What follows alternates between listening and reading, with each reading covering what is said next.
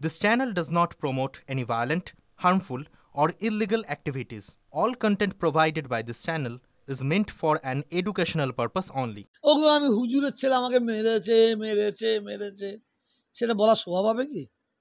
শওকাত যে ভাষা বলেছে, যে ভাষাটা বলেছে, ওই ভাষা নওশাদ, আব্বাস আর কাসেম ছাড়া শওকাত অন্য কোনো পীরের আওলাদকে বলতে পারবে? ওর হিম্মত আছে, ওর গুর্দু আছে, ওর গুর্দু আছে। শওকাত যদি তিনজন ছাড়া অন্য কোনো পীরের আওলাদকে বলে না, আমাদেরও কিছু করতে হবে না। কোটি কোটি আমাদের ভক্ত আছে, শওকাতকে না জ্যান্ত কবর দিয়ে দেবে। ওই এলাকার মানুষই জ্যান্ত কবর দিয়ে দেবে। কথা বুঝতে পারছেন না?